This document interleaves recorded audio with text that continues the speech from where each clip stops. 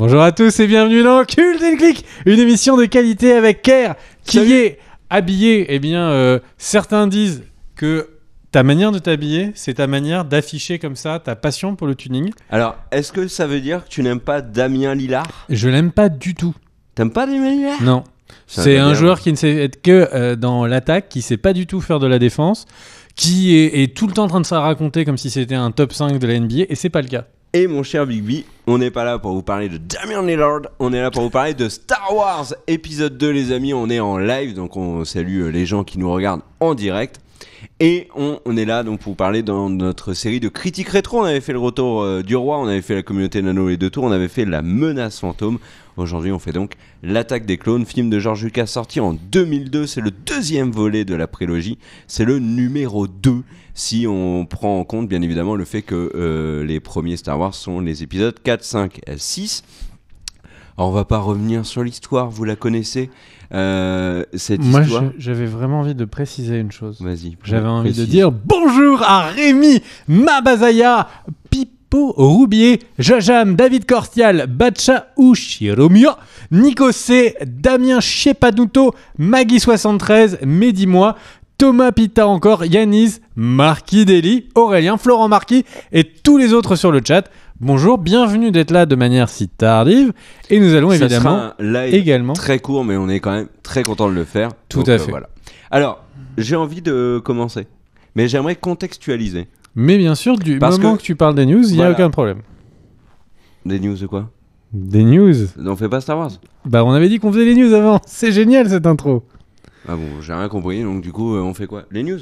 Ce que tu veux mon cher Bon Cardin. bah faisons les news alors. Bah comment ça ? Alors, on va faire les petites news de la semaine. Alors, les news, je vais commencer par une news extrêmement dure. Je m'en excuse. Cette news, ce n'est pas moi qui l'ai décidé, ce n'est pas Kerr qui l'a décidé, c'est tout simplement HBO qui a pris la décision d'annoncer publiquement que Game of Thrones serait en 2019. On avait quelque part une petite hésitation, on se disait c'est que des rumeurs. Ils ont commencé la production en octobre 2017 et ils avaient déjà annoncé qu'ils terminaient la production en août 2018. Ça laissait une petite chance de tout simplement en fait pouvoir être diffusé sur la toute fin d'année.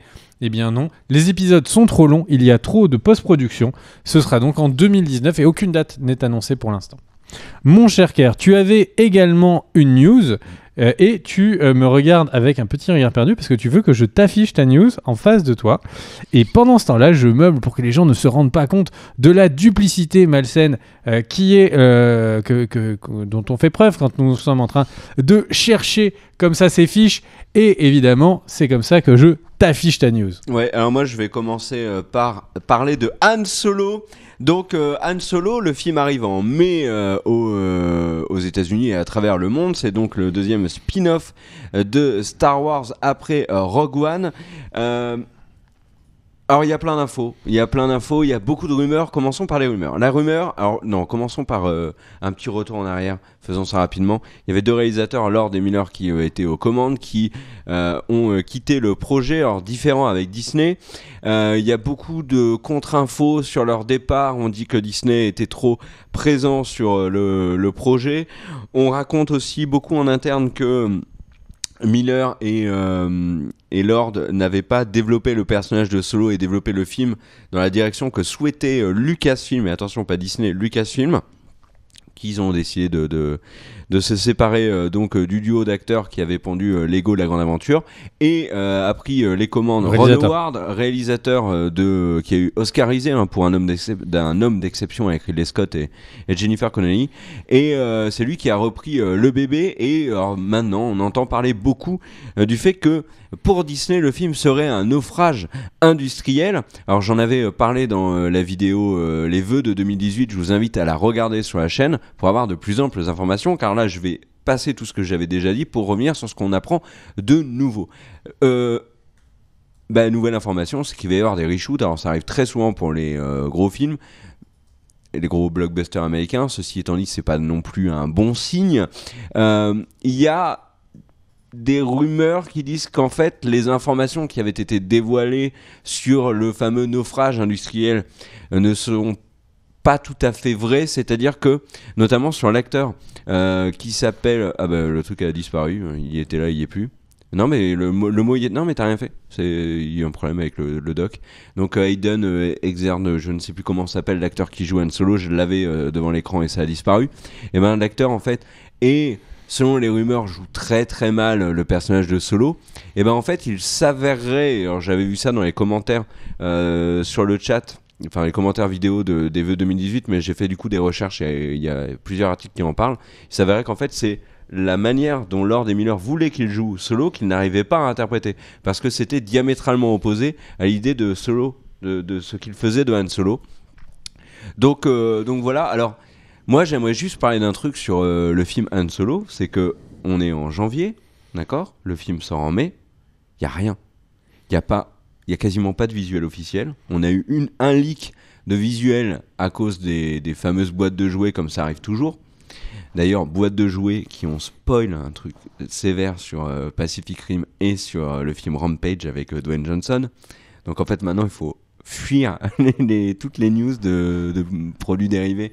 Fuyez Amazon, ouais, ou regardez Amazon avec le filtre. Vous voyez un magasin anti-spoil dans la rue, mais changez de trottoir. Même l'épicier. L'épicier. Mais moi je pense que l'épicier est bien plus gros spoiler. Mais parce qu'on n'est pas à l'abri d'une boîte de BN, tu prends ta boîte de BN, boum, et à l'intérieur il y a un cadeau. Et ouais, tu retournes et là t'as un Luke qui fait. Et là t'as Snoke qui apparaît en 2 parties. Ah ouais. Est-il cassé? Pendant qu'on remercie Chris sur le chat. Ouais, merci Chris. Je parlais de quoi? Tu parlais en fait de Han Solo. Oui, voilà. Donc Han Solo, donc on est en janvier, on a eu un leak de visuel, on n'a toujours pas de trailer. Il y a des rumeurs qui disent que le trailer va tomber dans la semaine, mais d'habitude Disney tease énormément les trailers avec des teasers qui annoncent le teaser du trailer par le biais d'une affiche animée qui a été précédée de plusieurs affiches, elle-même précédée d'images et d'annonces sur Twitter. C'est trop compliqué là. Là, on n'a rien. Et en fait, le truc, c'est que si vous vous baladez dans la rue et vous dites alors, t'es chaud pour Han Solo en mai? Mais il y a le nombre incroyable de gens qui vont vous dire mais de quoi tu parles? Et pourquoi tu te permets de venir me parler dans la rue? On est en France, on se parle pas dans la rue comme ça. Et c'est triste, mais c'est vrai. Et Han Solo sort en mai, tout le monde s'en moque totalement. Et alors là, pour le coup, je rejoins les inquiétudes de Disney. Direct DVD. Le truc, c'est que j'ai l'impression que Disney est en train de... Le film doit être très mauvais. Et ils sont en train de faire en sorte que... Ça me donne tellement envie d'aller le voir. Mais non, mais j'ai l'impression vraiment que Disney veut qu'on n'en parle pas trop. Petite image de temps en temps. On le dira peut-être au moment un mauvais un film, trailer, mais sur un mauvais spin-off, une chaîne underground qui le diffusera juste pas. après les débats sur le 8. Ouais, d'ailleurs, il y a d'excellents débats. Putain, mais Disney, moi, je sais que j'ai vu de très, après très bons les problèmes Star Wars 8 sur YouTube. Oui. Cult & Click, excellent. Vraiment, ces deux-là. Et le truc, c'est que imagine que là, on est quand même sur une dynamique de l'échec. C'est-à-dire qu'on a le Star Wars épisode 8 qui est annoncé par le jeu Electronic Arts, qui se prend le shitstorm de la Terre pour le pay to win. Ça s'enquille avec le film qui est un énorme problème.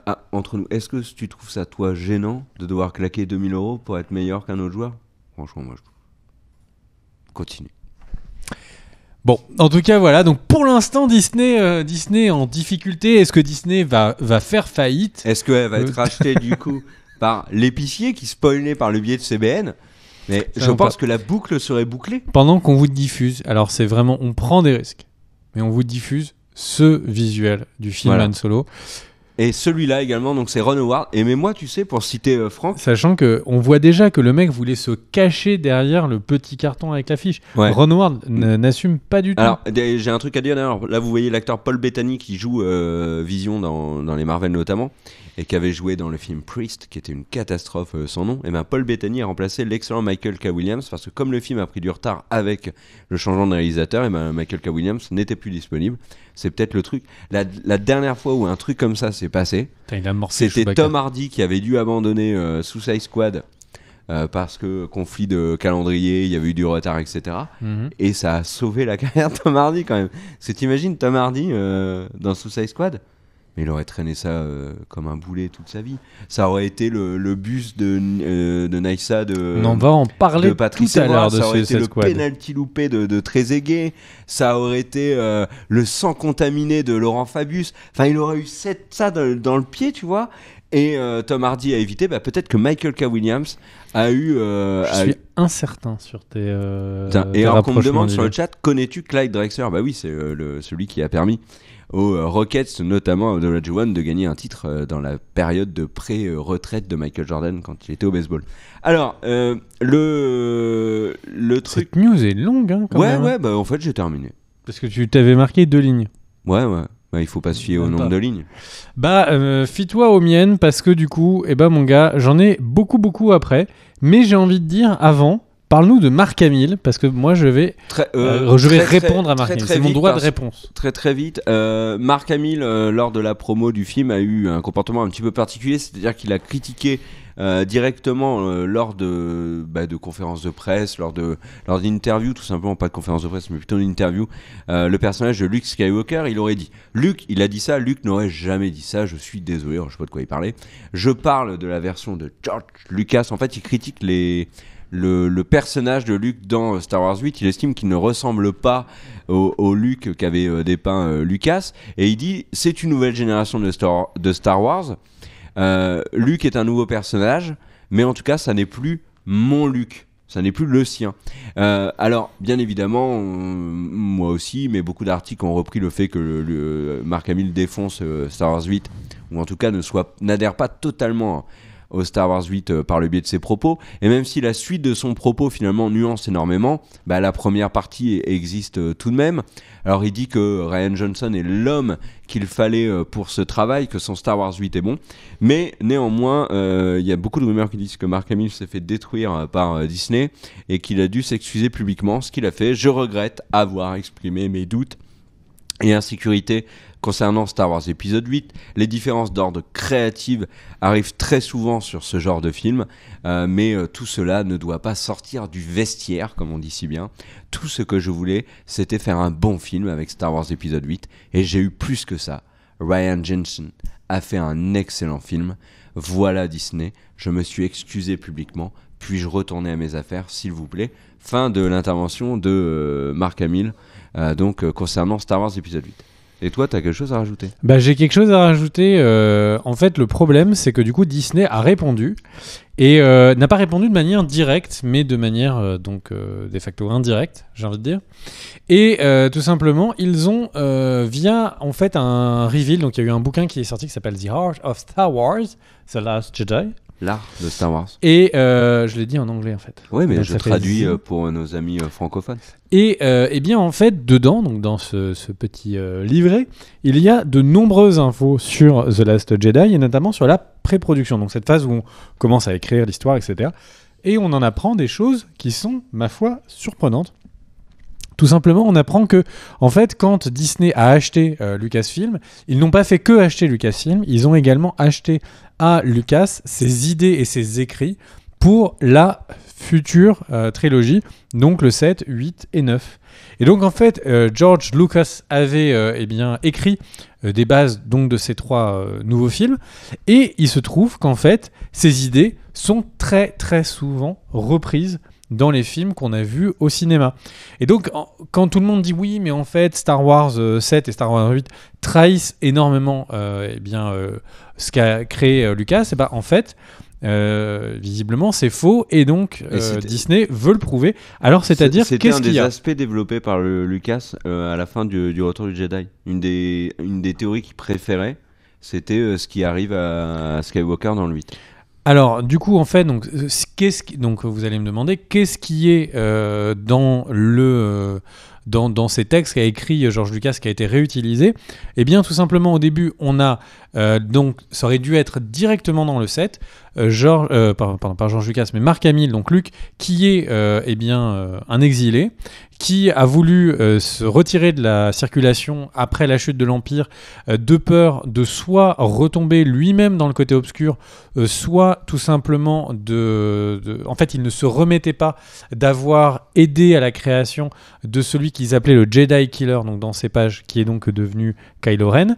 Et il y a une jeune Padawan, une jeune Jedi qui s'appelle Kira, et donc qui a été renommée en Rey, qui va donc essayer par son enthousiasme de le ramener comme ça dans le bon chemin, et va essayer de le ramener pour qu'il devienne son maître, son sensei, comme on dit en anglais. Alors que je remercie Rémi Pouille et j'espère que tu vas bien. Big up, bro. Effectivement, ensuite, donc en gros, donc déjà première info, c'est que l'histoire de Luke qui est de côté, qui n'est pas, enfin tu vois, qui s'est retiré de la vie, c'est Lucas qui l'a trouvé. Le fait qu'il y a une relation comme ça de la vie publique, qui c'est pas totalement et le truc, c'est que ensuite le fait qu'il y ait donc Kira, donc Rey, c'est aussi une idée de Lucas. Kira, c'est le personnage qui est devenu Rey. D'accord. En fait, qui avait été écrit par Lucas. Et est-ce qu'elle avait un animal de compagnie, genre un chat? Non. Shakira. Bon, allez, on enchaîne. Et le truc, c'est que l'autre point que moi je trouve très intéressant et qui est particulièrement dommage qu'ils aient retiré, c'est qu'en fait, Luke, en gros, aurait dû, pendant toute cette nouvelle trilogie, être tenté par le côté obscur. Et en fait, on aurait découvert qu'il avait lui-même des penchants pour le côté obscur assez naturel, et il se serait fait hanter par un Sith qui aurait été en permanence en train d'essayer de lui conseiller des trucs pour l'amener du côté obscur. Je trouve que ça aurait été vachement intéressant. Déjà parce que ça aurait amené non pas que des fantômes de la force du côté clair, mais également du côté obscur. Je trouve que ça aurait été, à mon avis, plutôt intéressant. C'est dommage qu'il ait tout simplement retiré. Mais en tout cas, ce qui est sûr, c'est que là, Disney essaye, à la manière d'une société, de dire les mecs, c'est pas nous qui avons transformé et défiguré Star Wars. On a acheté une histoire de Lucas qui est celle-là. Donc arrêtez de dire que c'est Disney qui a fait ça. Ok. Et dis-moi. Bah moi c'est bon. C'est bon ? Oui. Mais tu as une autre news, je crois. Non. Tu n'as plus de news ?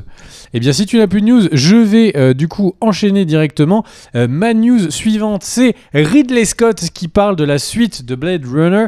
Il a très envie de faire une suite. Il dit qu'il a déjà déposé plusieurs idées auprès de studios.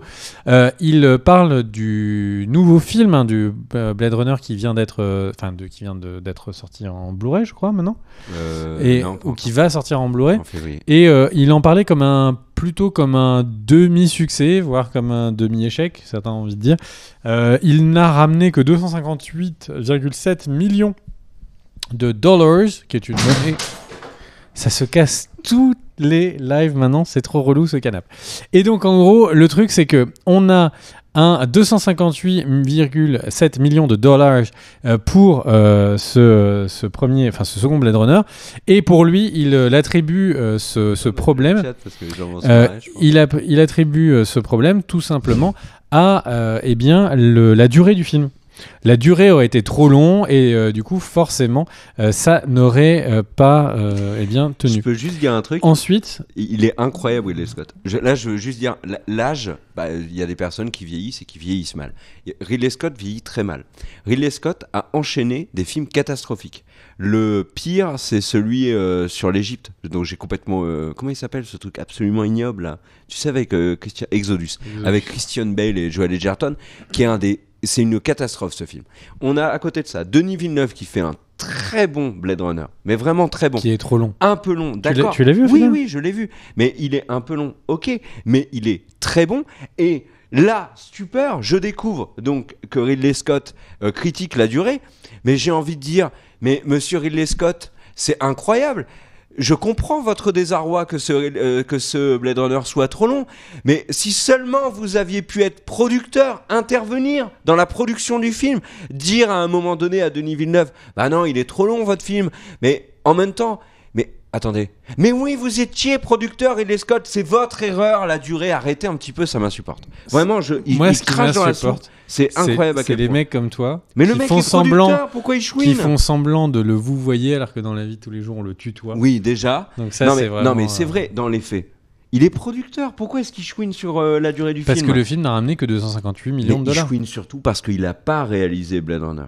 C'est ça le problème. Le studio a demandé à ce que ce soit quelqu'un d'autre que Ridley Scott. Voilà. Quelqu'un de capable. Pendant qu'on remercie Yanis qui visiblement à lui tout seul décide de créer un crowdfunding pour sauver le canapé et qu'on puisse le remplacer. Merci à toi Yanis. Ensuite on va enchaîner donc sur les autres news. Alors on va faire des news qui sont des quick and dirty pour aller très très vite et pouvoir enchaîner rapidement sur notre critique de l'attaque des clones. On a juste quelques dizaines d'années de retard. Eh bien on va tout simplement commencer par Chris Hemsworth qui est donc Thor, l'acteur, et il est en fin de contrat, Chris Hemsworth, et donc on se pose tous la question, Thor 4, qu'adviendra-t-il? Eh bien Chris Hemsworth a une réponse. Si les studios lui demandent, il aura grand plaisir. Il a clairement dit que toutes ces petites annonces sur le fait qu'il savait plus où allait le personnage de Thor, maintenant qu'il y a eu le succès de Thor Ragnarok, eh bien, il a très envie de continuer à investiguer sur cette partie-là. Et j'ai envie de dire, quand l'argent vient à toi, va à l'argent. Bonjour Chris Hemsworth. On enchaîne par les autres news. Dwayne Johnson qui annonce qu'il n'y aura pas Journey 3. Qu'est-ce que c'est Journey 3 ? C'est Voyage au centre de la Terre. C'est Voyage ensemble Le à 2 la était pas Terre. mal. Et ensuite, il y a eu, c'était l'île mystérieuse, si je me trompe pas, et donc qui était donc censé être une succession de films. Et comme le 2 a été un plutôt beau succès au box-office, tout le monde pensait que ça allait s'enchaîner. Et Dwayne Johnson a dit que non, c'est fini. Il peut pas être sur tous les n'aura projets, hein. pas le temps. La société de Matt Reeves, qui est Matt Reeves, c'est le réalisateur préféré de Cairn de l'année dernière. Eh bien, Matt Reeves, C'est le réalisateur de La La Land. c'est le réalisateur des deux Battle of the Apes Donc c'est pas mon réalisateur et préféré, là. ceux qui regardent les vidéos sauront. Et en même temps, c'est celui qui va réaliser le futur Batman qui n'a pas encore de titre. Eh bien, il a signé avec sa société un droit de premier regard par Netflix. Qu'est-ce que ça veut dire ? Ça veut dire que Netflix se paye le droit d'avoir le droit de diffuser sur leur plateforme avant que ce soit au cinéma les films sortis de cette société de production de Matt Reeves, où il y aura sans doute ces films suivants. Ensuite, il y a tout simplement Est-ce que je peux David dire un Ayer. truc, vu que tu parles de Netflix et de films, il y a beaucoup de gens qui disent qu'en fait... Tu m'as pas laissé répondre du coup. Répondre à quoi? Tu te posais des questions à toi-même? Est-ce que oui ou non, tu peux répondre? Ah oui, non. Je te donne la parole. Alors, il y a un film avec Nathalie Portman qui sort bientôt qui s'appelle Annihilation, qui a été réalisé par Alex Garland, le Qui réalisateur me tente de Ex Machina, énormément. et qui est un film Netflix, 100% Netflix. Sauf que la vanne, c'est que Alex Garland n'arrête pas de dire en promo que lui, il voulait le voir au cinéma. Il est au ciné? Il est Non. pas au ciné? Non, il est pas au ciné, il est sur Netflix. Ah ouais? Oui. Et Putain, en mais fait, c'est le problème. m'apprends un Personne truc. a voulu le produire, ce film, pour le sortir au ciné. Donc en fait, c'est Netflix qui a repris le truc. Mais Tu Garland, sais que j'ai lui, failli le le mettre dit- dans mes 10 vœux de l'année. Hein. J'attends Mais énormément moi ce aussi, film. j'attends énormément J'ai ce film. beaucoup aimé Deus Ex. J'attends c'est Ex Machina. Ex Machina. Et Deus Ex aussi. Le truc, c'est que Garland, et si c'est sur Netflix, c'est parce qu'il y a personne qui a voulu le sortir sur grand écran. Et c'est d'ailleurs enfin, moi je trouve ça très dommage quand le réalisateur d'Ex Machina se retrouve à ne pas pouvoir sortir de film sur grand écran. C'est problématique. Enfin bref, c'était pas le sujet, mais en tout cas, comme tu parlais de Netflix et le film Netflix, eh ben sachez que le prochain Garland, il est par défaut sur Netflix. Mais heureusement que Netflix était là pour le récupérer, ceci étant dit. À toi. Incroyable. Et donc ensuite, on va enchaîner par les autres Quick and Dirty. Il y a Millie Bobby Brown qui s'est sortie dans Stranger Things. Eh bien, Millie Bobby Brown va tout simplement jouer et produire. Bah oui, produire, tu peux le faire à tout âge. Eh bien, la nouvelle série qui va y avoir sur alors je crois que c'est la fille de Sherlock Holmes. Il sort aux États-Unis. Moi, j'avais lu le contraire. Hein. Moi, j'avais lu qu'il ne trouvait pas de distributeur aux États-Unis et que Fake c'était pour ça qu'il news. était sur Netflix. C'est les fake news de Cult and Click. On enchaîne par Christian Bale. C'est la nouvelle année. Et comme tous les débuts de nouvelle année, les gens font ont des bonnes résolutions ou sont un peu nostalgiques en se disant j'aurais peut-être dû faire ça, j'aurais peut-être pas dû faire ça. Et on a donc deux célébrités qui sont dans ce cas-là. Christian Bale Tu l'as appelé Fertile. C'était Eleven. qui avoue tout simplement que il n'aurait peut-être pas dû jouer dans Terminator Salvation, et que s'il l'avait fait, c'était juste pour faire chier les gens parce que personne lui disait qu'il pourrait réussir, et que du coup, c'est pas une bonne idée de faire les choses dans ce cas-là. Moi, ça m'amuse parce qu'il y a un truc sur le chat qui est en train de me faire flipper. Est-ce que c'est vrai ce que vient de dire un des copains sur le chat qui dit que Nicolas Coster-Waldau a été choisi pour jouer Geralt dans la série The Witcher? Ça me paraît complètement improbable. Je pense que Netflix ne fera pas ça. Mais si c'est vrai, si vous pouvez aller vérifier et le dire. Il suffit d'être en blond, en live, blond platine. Non, mais en live, je peux pas partir. Faut aller vérifier. Donc, du coup, je demande aux gens de vérifier pour moi. Et donc, c'était une blague, salopard. On enchaîne ensuite par David Ayer. David Ayer qui a aussi une citation que j'aime beaucoup. On lui a dit qu'est-ce qu'il pensait du coup des critiques qui ont été plutôt un peu dures sur Suicide Squad. Et il a dit j'avais l'impression qu'on me tranchait la gorge. C'est vrai ? Oui. C'est exactement l'impression qu'on a eue en regardant le film. Et le truc c'est qu'il dit c'était un film qui polarisait les avis. Pour l'instant j'ai vu qu'un seul côté, j'ai vu personne qui l'a défendu. Est-ce que dans le chat, il y a quelqu'un qui va dire qu'il adore Suicide Squad ? Pour l'instant, je n'ai vu que des gens qui l'ont détesté. Et donc, il rajoute, c'est un film qui polarisait énormément les avis. Et j'avais l'impression d'être dans un match de boxe où à chaque fois, je me faisais mettre KO. Et là, il faut que je remonte dans le ring avec Bright. Il y a quelques questions sur le chat. Alors moi, j'aimerais juste intervenir comme les gens demandent pour Cardell. Il pourrait revenir la semaine prochaine et il avait fait un tweet très rigolo sur Bright. On a eu un retour de son médecin, il est plutôt confiant. Arrête, non, son médecin est confiant, faut le dire. Il avait fait un tweet très drôle sur Bright où il avait dit j'ai regardé Bright, j'aurais mieux fait d'aller voir ailleurs. Et sachant que le réalisateur est David Ayer. Bref, chapeau Cardell. Et deux autres infos, il y a des gens qui nous demandent une review de The End of the Fucking World. Ça arrive sur la chaîne. De Viking, ça arrive sur la chaîne. Si on les enregistre avant le live. Je sais pas si on l'annonce maintenant. Peut-être qu'on l'avait pas prévu. Et il y a également une vidéo sur 911. On voulait un peu pousser les choses. De nombreux youtubeurs font des appels aux dons. Et comme Cardell, la semaine prochaine, revient peut-être pas, eh bien nous voulons faire un appel à une collecte de sang. Si vous êtes dans la... Et si vous êtes du côté de Limoges...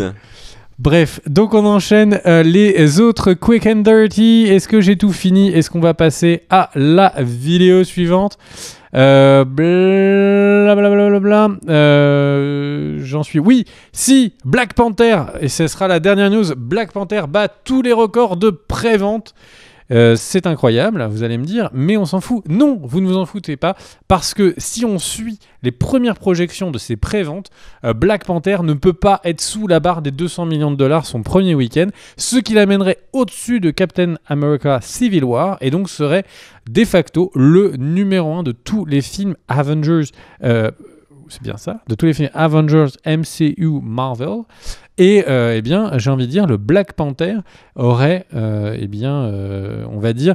Alors, est-ce que c'est parce que tout le monde attend le prochain Avengers Infinity War et qu'il y a de fortes chances, attention, peut-être spoil, je ne sais pas, que la dernière pierre d'Infinity sera dedans? Moi, j'ai envie de dire que ça me tente bien, ce petit Black Panther, et toi? On verra. Oui, merci de cet enthousiasme. Il y a plus grand-chose qui me... Là, de l'année 2018, il y a à peu près rien qui me hype à fond. Daniel, je vais te demander de passer à la caméra 2. J'étais comme ça, et quand Kerr a parlé, je suis devenu comme ça. Kerr m'a retiré tout plaisir de vivre. Je suis passé en noir et blanc dans ma vie la dernière fois que j'ai demandé à Kerr si Kerr, tu es enthousiaste? Et Kerr m'a dit, moi. Eh bien, Kerr, reviens à la vie, reviens sur la caméra 1 et reviens dans les plaisirs de l'enthousiasme, mon petit Kerr. Bref, Black Panther, moi, il me hype. Je sais pas si le chat, il vous hype. En tout cas, pour ceux qui regardaient la vidéo en VOD, bisous à tous. Vous n'aviez qu'à être abonné à la chaîne avec la cloche activée pour recevoir les notifications. Let's go.